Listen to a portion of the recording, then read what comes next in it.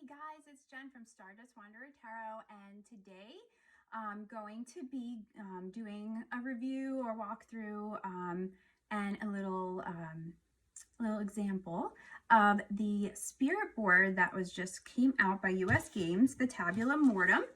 So there is the book because I just had it out. So, but here it is. Look at this. It is really super cool.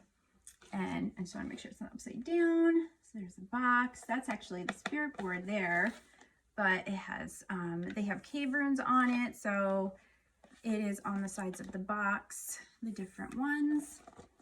Really super cool. So, and this is Papa Lagba on the back, or the back of that, which is really cool. It's just so cool.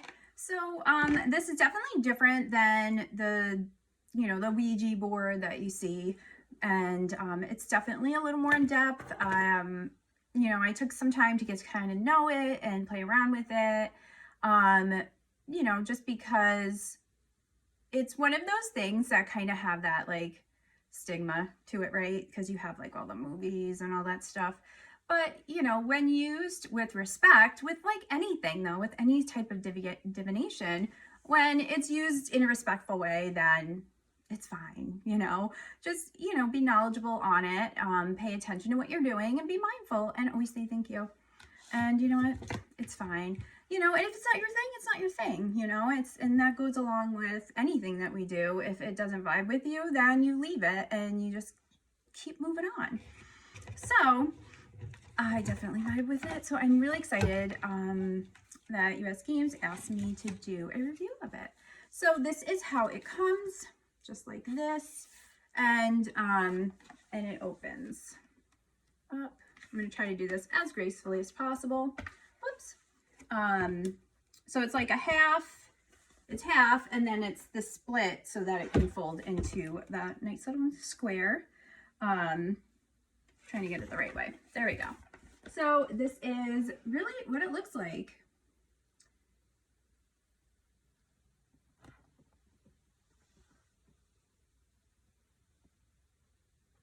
All right, and you can see in the middle we have the we have numbers, we have the cave runes, and then we have the letters. And up in the corner is a like a blessing. And it says, spirits dark and spirits light, keep this board within your sight, forever be a guide to me, as I will it, so mote it be. And then it does have, whoops, the no, and the yes, and the hello, and the goodbye on it. So, that's the right way. I was going upside down, but you get the point. So yeah, so it's not super big either, and it does fold up just like that. And it comes with this guidebook, which we will talk about in a second. And then the inside of the box is just plastic, it holds. So we have our planchette here, and it's metal. It's really nice, and it has Tabula Mortem on it. And on the back here, it's just got these little metal knobs, and then it has this chain. So with this board, it's, you can use it as a pendulum, and that's really really cool, and it's really handy because, sometimes when working with these boards, it does take a little bit of time, when you're using the planchette, regular way or whatever, and you should always really kind of do that with two people. So if you don't have two people around and you want to use it, this is like the next best, the next best thing. So let's talk about the book. So it's a little, it's not a huge guidebook, but let me tell you, it is packed with information. So this is created by Judith Knight, Jeremy Van Dyke, Jacob Van Dyke, and Jordan Van Dyke. So that is who created this. And it just tells you that in there. And then he really goes into this, there's this poem in the middle or in the front of it that I want to read to you because I really love it, and Judith Knight wrote it. It's called A Witchy Board. The flickering of the candle flame, can it be a children's game? Letters written in a row, a question asked, and off we go. Into a world where spirits dwell, lies, truth, and advice they spell. As the planchette dances around, we dare not make the slightest sound. Stories come from a place unknown, of a time that was but now is gone. Tales of love, despair, fame, somehow different and yet the same. What is this phantom that holds me tight within my grasp, yet out of sight? It is someone I cannot see, or something deeper inside of me. Perhaps it's best to never know, to play the game and let it go. Do not ponder this nor that, for it was curiosity that killed the cat. I don't know, I just love it. I love that. So it kind of gives you, you know, and then, like I said, it's got so much information in it. So we have an intro to the board, you know, just talking about how they got into doing, you know, using spirit boards and stuff like that, kind of their history on it. And then they have a little history on the talking boards or spirit boards themselves.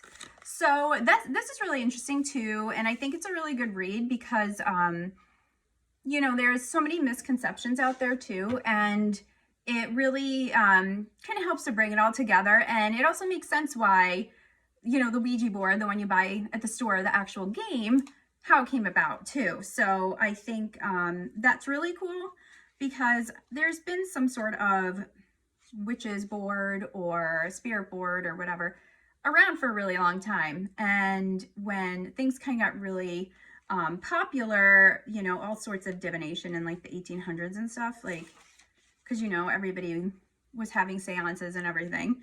That's when it really kind of got popular for them.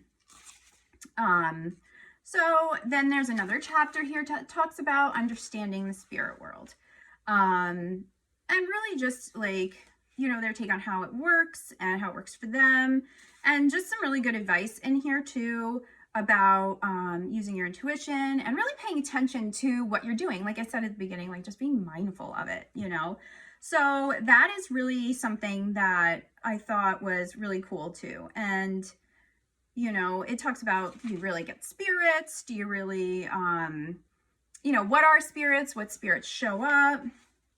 And that sort of thing. So, you know, and it also talks about, you know, if there are some spirits that may show up or don't or whatever, that, you know, maybe they have a story behind it, or they are not a happy spirit, a sad spirit, you know, kind of thing.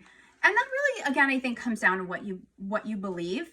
And, but when you are trying to decide what you believe, read a little bit of everything, because it really does help broaden that for you. And then it helps you kind of decide what feels good and what doesn't. Instead of just going like one lane, you just, you know, go on all the lanes just for a little while and try it all out and just see.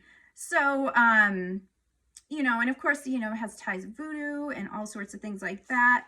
And I know they had, you know, had some contact with Legba and all of that. So that again is into that voodoo type, you know, part of things.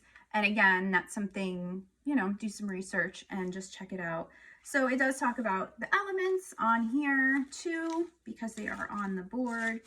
And then just some different superstitions about spirit boards. Are they evil? Never use one alone. And let's see. You can only ask one question a week. So really interesting, you know, because it's like the basic like questions that make everybody nervous about the board. And again, it's all about just learning about it. So then now they're talking about actually using the board. So this is, you know, something too, they suggested to charge it under the full moon. So we just had our blue moon a couple days ago. So I did go ahead and charge it, and I did do that. You know, and they suggest using certain incense when you're using it. They suggest candles, something to really just kind of focus you and bring you, keep your focus, because like I said, it's really important to just be focused and mindful when you're working with, any kind of divination. But I think with the board too, some people kind of have, feel some sort of way about it. And this, I think, is a great suggestion, because then it kind of just brings you in the zone. Never mind everything else going on. We just have that, here we are doing this, right? And let's see. So they're just talking about just what questions to ask and that sort of thing. And then it brings us to the cave runes, and those are, I showed you on the board. So there is like cave art in Europe, and they just kind of used some of those in this book, The First Signs, Unlocking the Mysteries of the World's Oldest Symbols. And they started just kind of thinking about it and decided that they would love to incorporate that into the board, because it is, they are like the basics, kind of like cave symbols. They're basically things you can kind of figure out. And also too, it's nice to have, because when you first start using it too, you can just kind of ask, ask who, whatever you're working with to use the runes too for a message. And I think that also helps as well. So they talked about blessing the board, which I did talk about a little bit. And then they also were talking about making an offering to the Lua, which are the voodoo spirits and all of that, and about doing an altar and that sort of thing. Kind of goes into that a little bit, working with elementals, and also talks about grounding. And they have a little grounding meditation to use, because again, with using any sort of divination, you should always ground afterwards and release anything that you don't need, that isn't yours. So, here they're talking about spirit teachers, how to use them, which ones are your spirit teachers and stuff like that. And like I said, they work with Papa Legba, and I think too, it's different for everyone. And then they wanted him, he wanted him to draw this picture, or paint it or whatever of him. And I love it. It's actually really great. And that's also what is on the inside of the board. So just talking about that and what works. And then, and then there's just some final thoughts here, some notes. And then that's the end there. So that is just a kind of a walkthrough of the spirit board itself. And now we're going to take it for a little spin. So I'll be right back with that. All right, here we are. It's time to play. So as you see, I went ahead and laid the board out. I put some roses on it, kind of like an offering. I have some crystals here. I have my white candle. I'm going to do some incense that I forgot to take out. So they do suggest using one type of incense when you're working with the board. So I had a fresh pack that I'm going to use just for that. So I have our planchette here, and I have my handy dandy notebook so I can write down.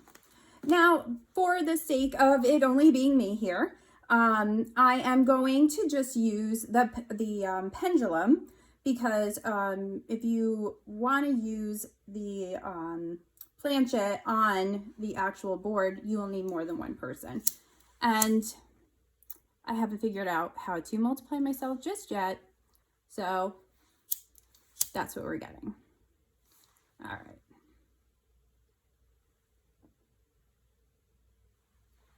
All right, let's go ahead.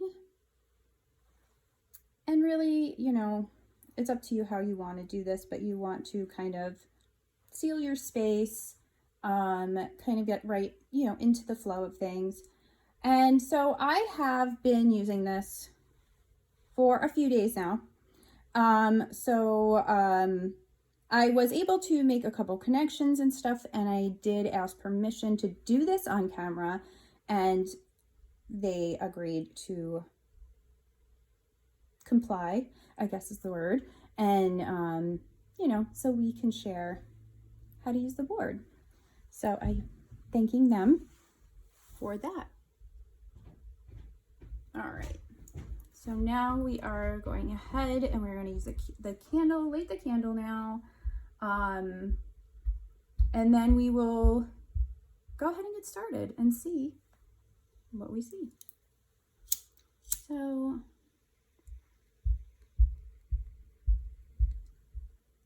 So we go ahead, we light the candle, and we are doing that just so that, you know, it's just positive energy in the air, transmuting anything that none of us need. So now go ahead. I had seen it suggested to go ahead and just start and draw a ring around it to kind of start your practice and seal it off and all of that. So I just did around clockwise, and then that again is just to keep, you know, positive energy in and all of that. So right now what I'm going to do is go ahead and see what our yes and no is, and then I'll go ahead and go from there. So once I get started, I probably won't do a lot of extra talking, and you will hear me say thank you a lot, because every time I get an answer, I do say thank you, and I try to use my manners, you know. And then, you know, what I'll do is I'll get something, I'll jot it down, and at the end, put it all together. So let us get started.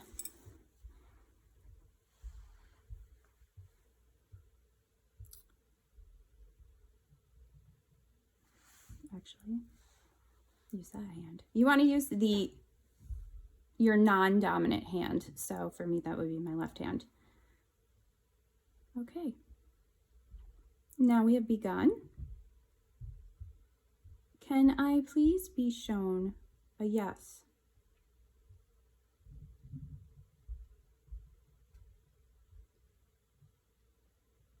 Thank you. Can I please be shown a no?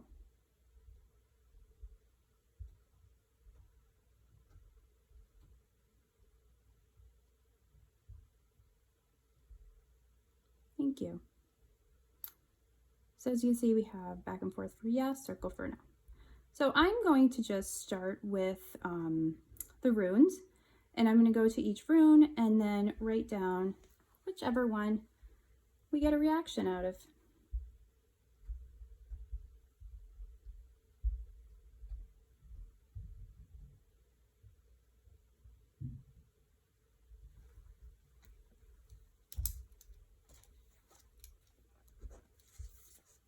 Thank you.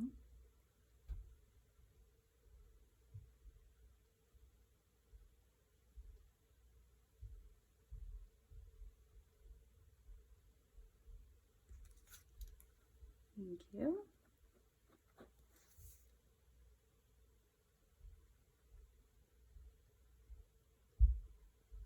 Now for me, I kind of get like,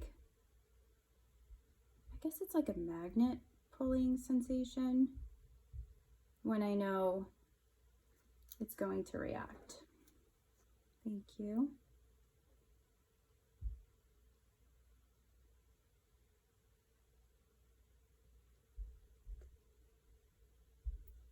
Nothing with this too, you have to be patient. Thank you.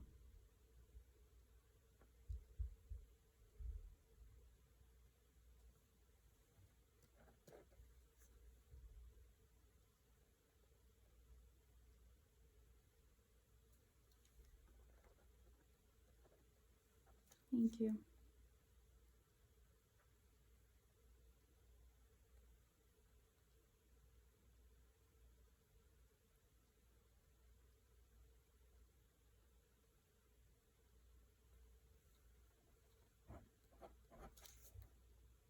Thank you.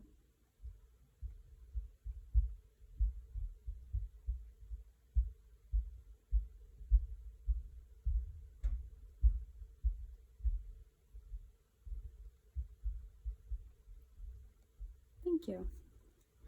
So now I'm going to bring it back to the middle. Thank you for your guidance. Do you have any other messages for us today?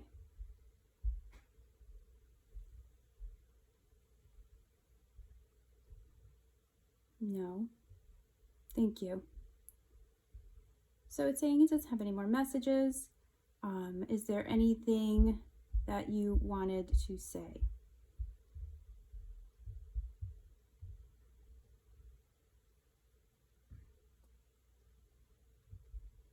Thank you. So back and forth is a yes. So now what I'm going to do is just kind of go over the alphabet, the letters, and then see what we get from there.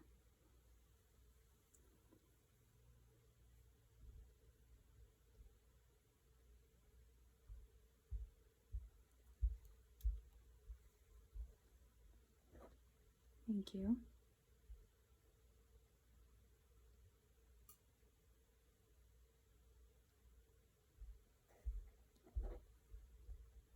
Thank you.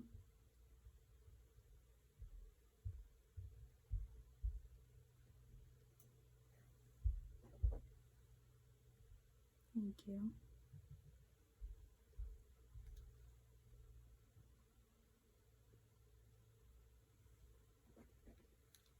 Thank you.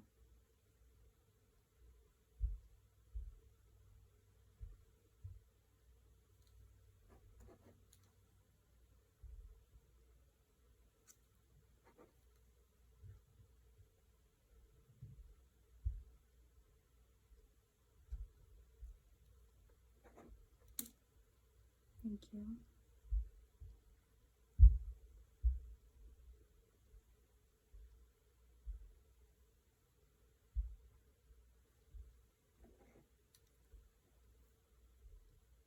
Thank you. Thank you.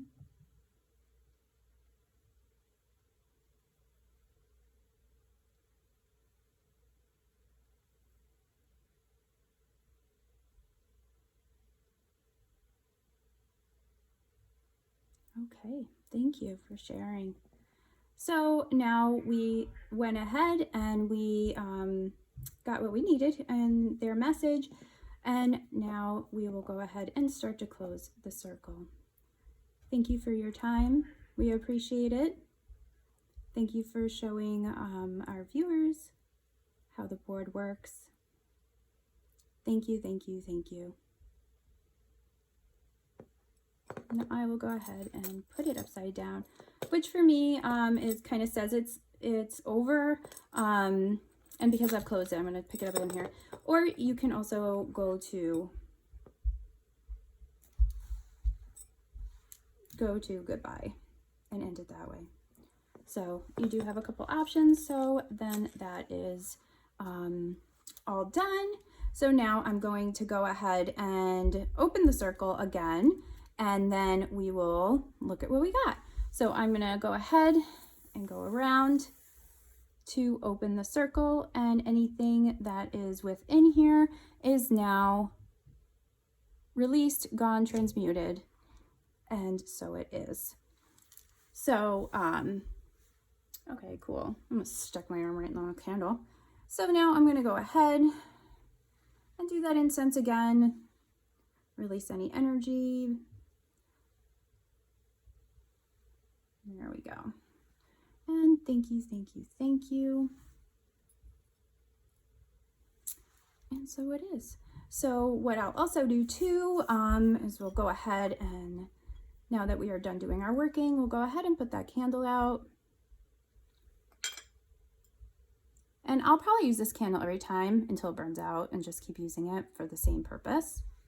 So yeah, so now I'm gonna go ahead, I'm gonna look through the book for the different runes, because I know I showed you before, and then I'm gonna just see what we get and see what kind of messages we're getting and that sort of thing. So I'm gonna go ahead and look these up and just kind of think about it a little, and then I will be back and we'll talk about what message we received. We're back now for the fun part. Let's decipher what we got from our spirit board. So I got a good couple of runes, and I also had gotten some letters.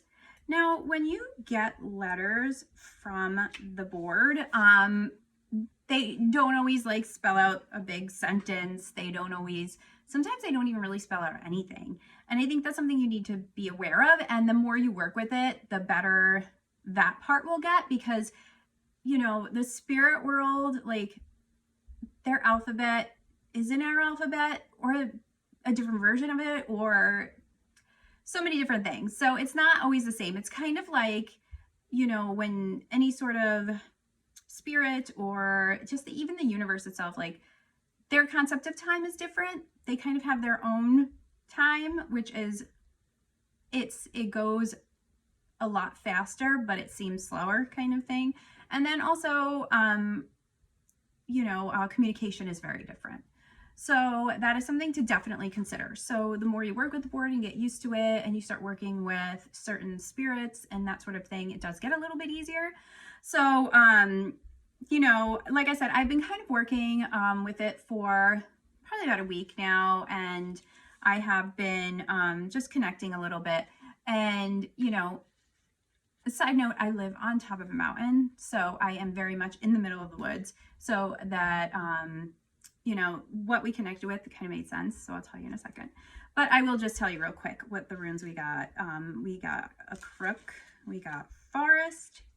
So there is a crook here, crook. And then I got forest, and I got the spiral here. And then we had the eye closed, so that one. And then I got the stars. And then the last one there we got was fire.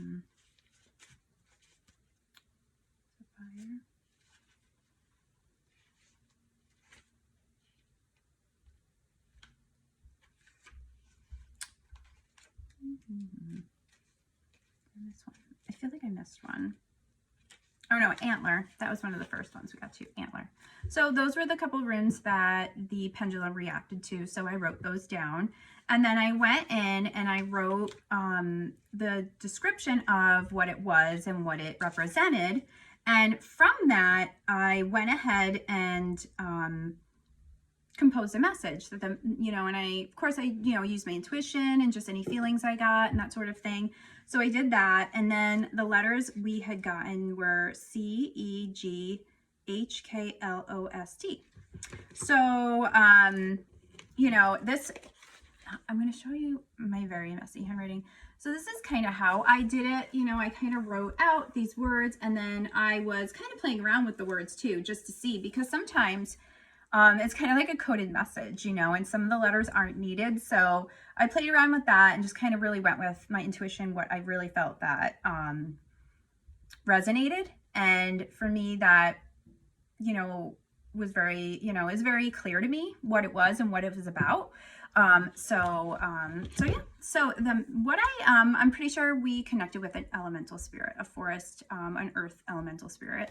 And they were a very elderly, an older spirit. And really the message that they had, was really about taking care of the earth. That's what it was.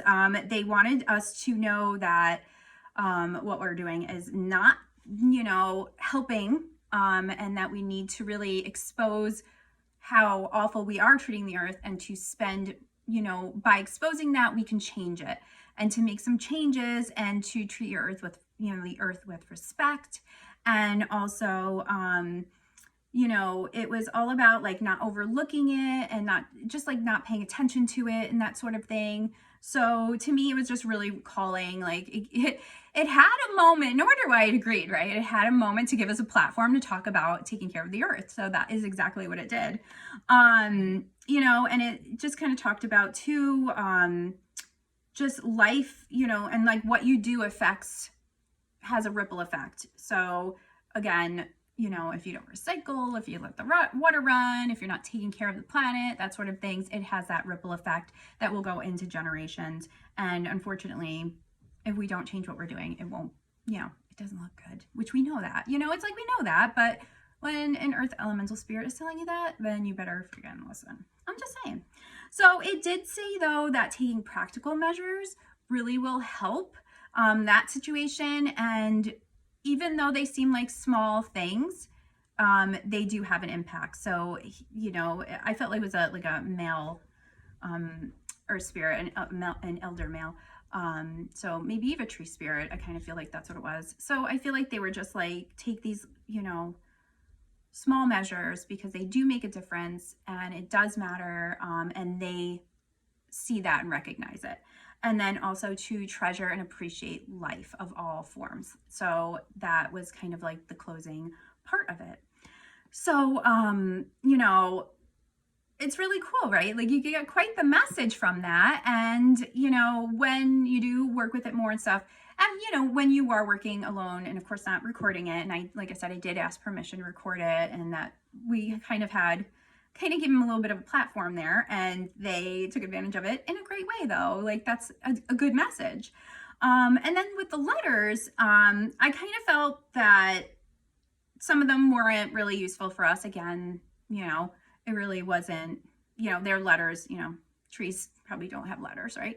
So, but the word lost was in there. And then, you know, we had these other letters in there, and I felt like, you know, like E was in there. So I felt like that was earth, G, ground, and C for caring. So again, that was just kind of reiterating, like, care for the earth before it's lost.